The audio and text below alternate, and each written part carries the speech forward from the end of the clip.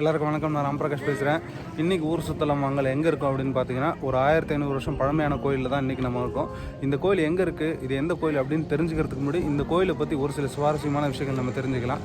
இந்த கோயில் வந்து பார்த்திங்கன்னா பஞ்சபூத ஸ்தலங்களில் ஒன்று அப்படின்னு சொல்கிறாங்க. அதே மாதிரி காசிக்கு போக முடியாதவங்க இந்த கோயிலில் வந்து கும்பிட்டா காசிக்கு போகிறதுக்கு உண்டான பலன் இங்கே கிடைக்கும் அப்படின்னு சொல்கிறாங்க.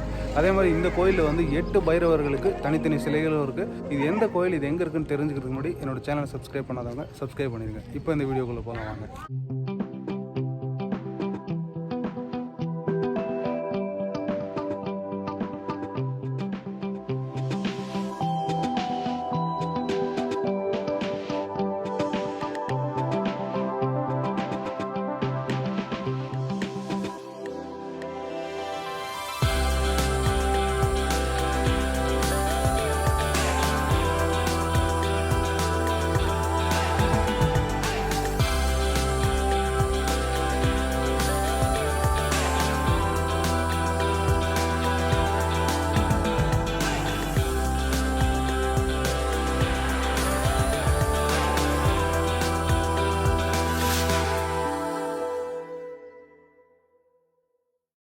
ஊர் சுத்தலாம் வாங்கலை. இதுக்கு முன்னாடி எந்தெந்த ஊருக்கு போயிருந்தோம் அப்படிங்கிறத தெரிஞ்சுக்கிறதுக்கு என்னோட டிஸ்கிரிப்ஷனில் அதோட லிங்க் கொடுத்துருக்கேன். நீங்கள் அதை பார்த்துக்கலாம்.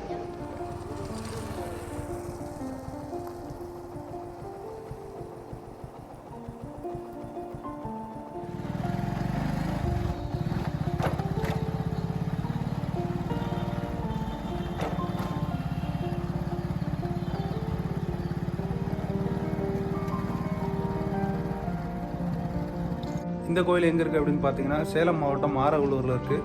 இந்த கோயிலோட பேர் என்ன அப்படின்னு பார்த்தீங்கன்னா, ஸ்ரீ காமநாத ஈஸ்வரர். இந்த கோயிலுக்கு தான் இப்போ நம்ம வந்திருக்கோம். இந்த கோயில் வந்து 1500 வருஷத்துக்கு மேலே பழமையாக இருக்கும் அப்படின்ற மாதிரி சொல்லப்படுது.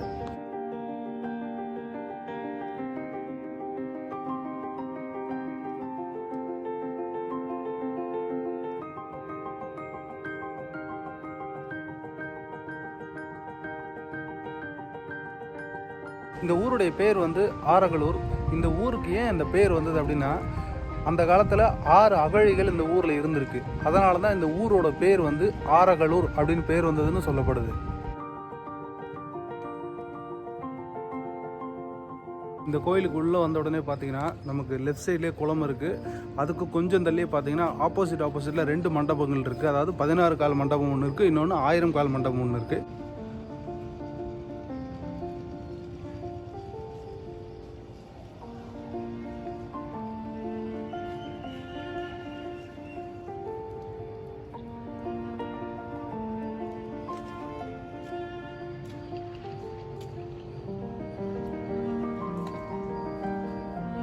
இப்போ நான் நின்றுட்டு இருக்கிறது தான் பார்த்தீங்கன்னா 16 கால் மண்டபம்.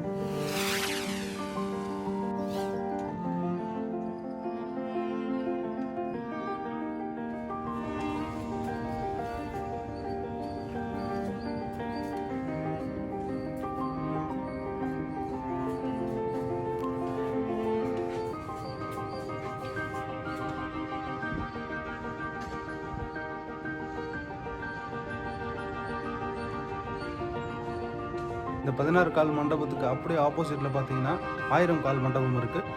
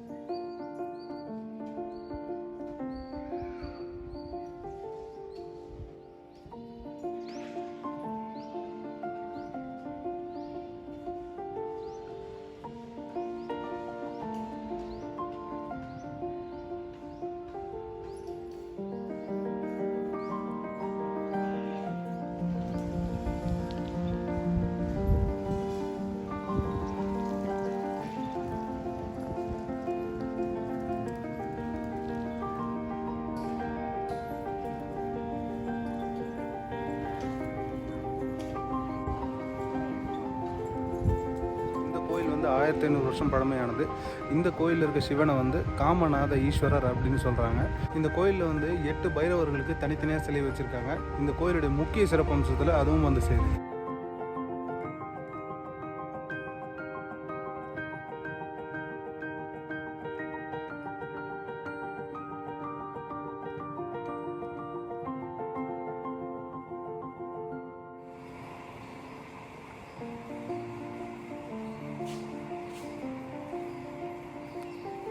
இந்த கோயில் வந்து சேரன் சோழன் பாண்டிய மன்னர்களுடைய தலைமையில் மதகை மண்டலத்தை ஆண்டு வந்து ஆரகலூர் தலைநகரமாக கொண்டு ஆட்சி செஞ்சு வந்த வானக்கோராயன் அப்படிங்கிற மன்னனால் தான் இந்த கோயில் கட்டப்பட்டது. இந்த வானக்கோராயன் வந்து வானவராய பூபதி அப்படின்னு சொல்கிறாங்க. வானவராய பூபதி அவருக்கும் அவருடைய மனைவியான புண்ணிய வாட்டிய நாச்சியார் அவங்களுக்கும் இந்த கோயிலே வந்து சிலைகள் இருக்கு.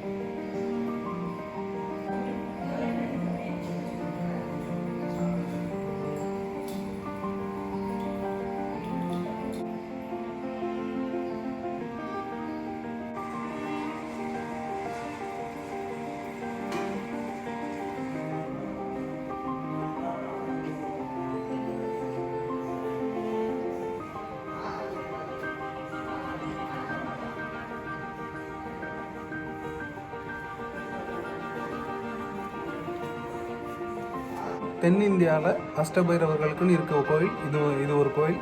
இந்த கோயிலில் வந்து நம்ம வழிபட்டோம் அப்படின்னா வந்து நம்ம காசிக்கு போக முடியாதவங்க இந்த கோயிலில் வந்து கும்பிட்டோம் அப்படின்னா காசிக்கு போய் நம்ம அடையிற போகலான்னா இந்த கோயிலில் நம்ம அடையலாம்னு சொல்கிறாங்க. அதே மாதிரி இந்த கோயிலில் வந்து ஒரு பைரவர்களுக்கு தனித்தனி சிலைகள் இருக்குது.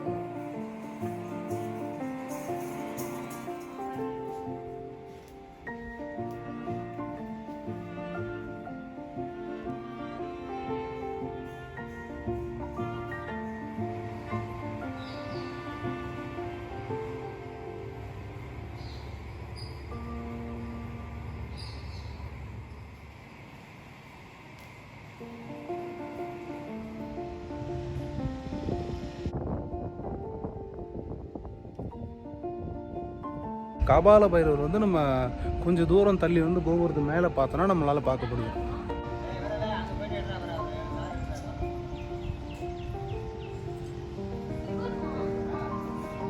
இல்லை சேர சோழ பாண்டியர் மன்னர்களுடைய கல்வெட்டுகளும் வானக்கோராயன் அந்த மன்னனுடைய கல்வெட்டுகள், அதாவது என்ன கல்வெட்டுகள் இருக்குது அப்படின்னு பார்த்தீங்கன்னா அந்த காலத்தில் இந்த கோயிலில் பூஜை செய்கிறதுக்கு அவங்க நன்கொடையாக கொடுத்தது எல்லாமே இந்த கோயிலில் வந்து கல்வெட்டுகளாக பதிச்சு வச்சுருக்காங்க.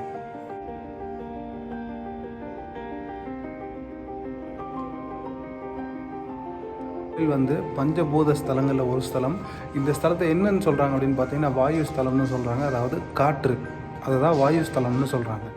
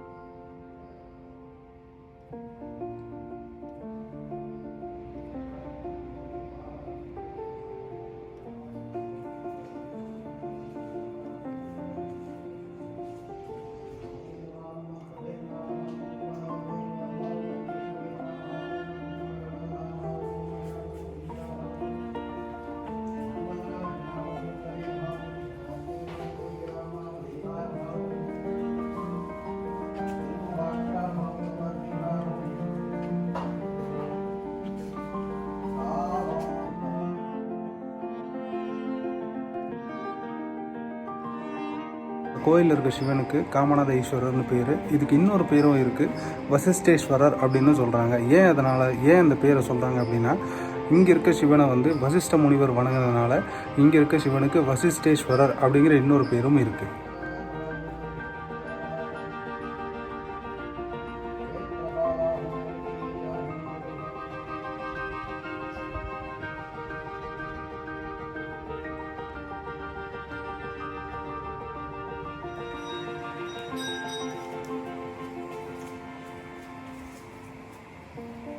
இந்த கோயிலில் உள்ளே நுழைஞ்ச உடனே நமக்கு ரைட் சைட்லேயே பார்த்தீங்கன்னா மேலே பாண்டிய மன்னர்களுடைய அடையாள சின்னம் இங்கே வந்து பொறிக்கப்பட்டிருக்கு. அதை நம்ம இப்போ வந்தால் கூட நம்மளால் பார்க்க முடியுது.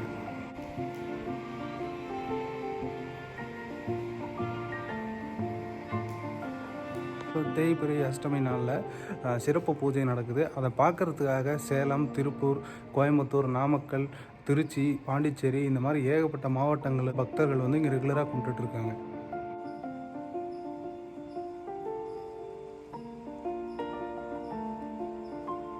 இந்த கோயிலை சுற்றி இருக்க மதில் வந்து நல்ல கம்பீரமாகவும் இருக்குது, சரியான உயரத்தில் இருக்குது இந்த மதில்கள். அந்த மதில் எப்படி இருக்குன்றதை பார்க்கலாம்.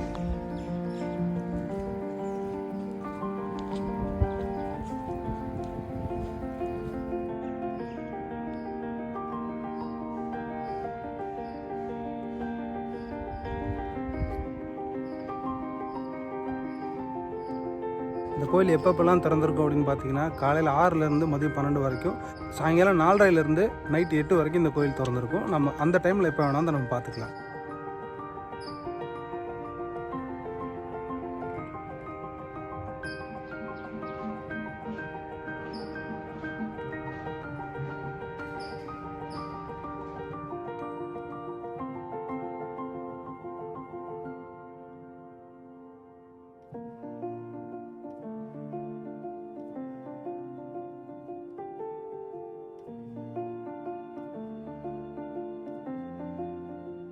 இந்த கோயிலுக்கு நுழையிறப்பே பார்த்தீங்கன்னா, உங்களுக்கு இந்த கோயிலுக்கு நுழையிறப்பே நமக்கு ரைட் சைடில் பார்த்தீங்கன்னா ஒரு சிதிலம் அடைஞ்ச தேர் ஒன்று இருக்கும். இந்த தேர் தான் இந்த கோயிலுடைய தேர். இந்த தேர் வந்து நம்மளால் இப்போ உபயோகப்படுத்த முடியாது அப்படிங்கிறதுனால அந்த தேரை வந்து இப்போ மூடி வச்சுருக்காங்க.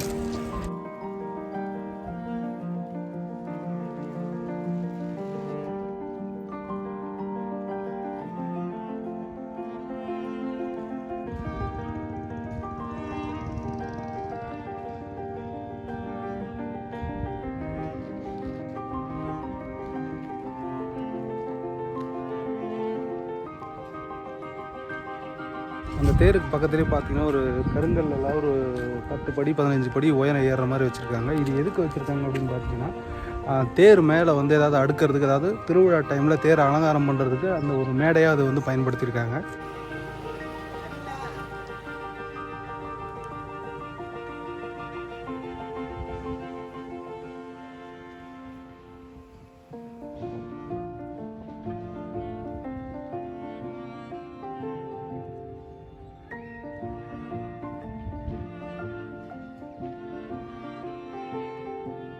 அடுத்த வாரம் வேறு ஒரு இடத்துக்கு கூட்டிகிட்டு போய் என்டர்டெயின் பண்ண நான் நம்புகிறேன். இந்த வீடியோ உங்களுக்கு பிடிச்சுன்னா லைக் பண்ணுங்கள், ஷேர் பண்ணுங்கள், மறக்காமல் வீடியோ இருக்குன்னு கமெண்ட் பண்ணுங்கள். மறக்காமல் என்னோட சேனலுக்கு சப்ஸ்கிரைப் பண்ணுங்கள். நன்றி.